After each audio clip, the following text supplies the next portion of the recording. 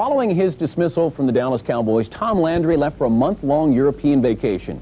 He broke his silence this past week when the former coach sat down with ESPN's Joe Theismann for our Sunday evening conversation. He is one of football's most recognizable figures. Tom Landry's stoic presence graced the NFL sidelines for 3 decades. The NFL's third winningest coach, Landry and his legacy are secure.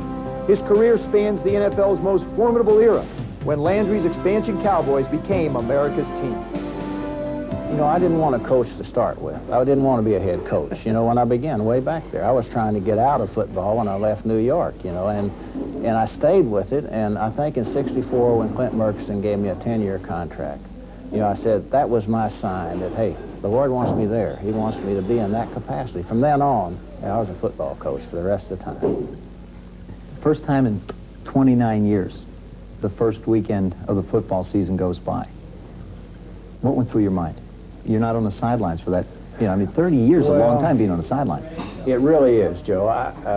You know, I really didn't miss it, mainly because I was traveling. I was over in Europe, and I was traveling with my wife for the first time, and we were just forgetting football. So I think that took a lot of the pressure of the first game out. Can you forget football, Tom? I can do it. I was surprising. I'm doing it better than I thought I could do it. Really? And I guess really, Joe, it's because, you know, there was such a big change in the Cowboys. You know, in the ownership, I mean, actually the ownership, you know, Tex and all the rest of them are all gone. And I think if that hadn't taken place, you know, I think I would have felt it a lot more than I did. Are you a Cowboy fan today? I have to be. You know, I've been a part of the Cowboys so long, you know, that it's hard for me not to be. I'm still a great Dallas fan. You know, I favor things in Dallas. I want them to be successful. So from that standpoint, yeah, I'd like to see them successful. How bitter a taste was in your mouth the way you let, I'll say it. I think the way you were treated was the worst thing that I've ever, I've been in football, I played football, and, you know, 15 years I played professional football. It's the worst I've ever seen anybody treated for someone who has meant so much. Did it leave a bitter taste in your mouth? It really didn't, surprisingly. You know, I mean, I'm very tolerant with people. You know, I understand a little bit where they come from. The new ownership, the new coach, they came into an exciting situation for them. They didn't think about people. They just thought about the opportunity they have. And that really was the reason, you know, I think, for the treatment that Do you think they've started to think a little bit more about people now? Gosh, I hope so, because that's really important in our game. And you gotta consider the people who work for you, you gotta consider the people who play for you, and you gotta have a feeling for them. All the tradition then, and all that what you really built is not, I guess we're almost saying is what you built for the Cowboys is something that they can come back and draw on, hopefully. And you've left a legacy for them. Yeah, I think this is one of the disappointments I see right now in the Cowboys is they don't rely on that. They want to eliminate all the Cowboys tradition, all the past, build their team anew. Well, that's fine. And you can do that, but you can do it without losing, you know, all the things that you've built up through the years. The players that Tom Landry welcomed to Dallas in 1960 were a different breed from those he left behind.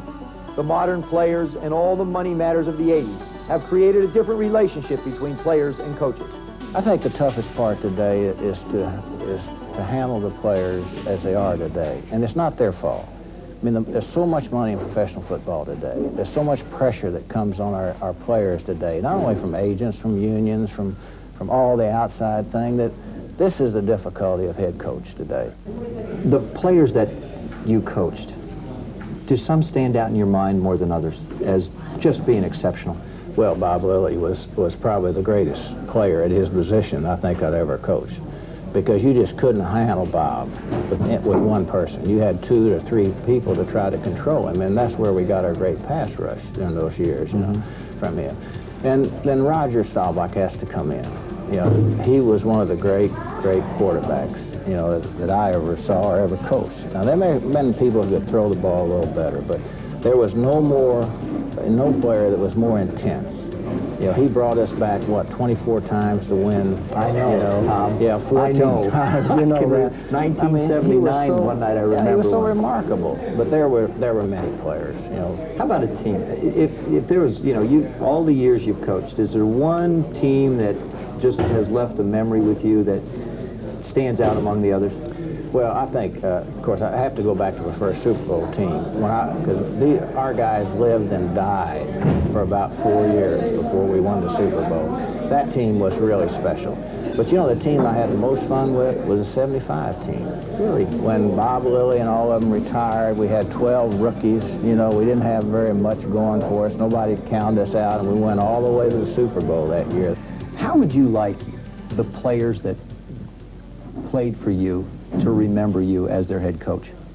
Well, you know, Joe, I think the most important thing in life and what we do is to have a positive effect on the people who you coach. You may not have it right then, but when they get out, you know, in their careers after football, and they come back to me and say, hey, I understand what you were talking about, you know, when I was playing for you. That's the greatest thrill I have in football.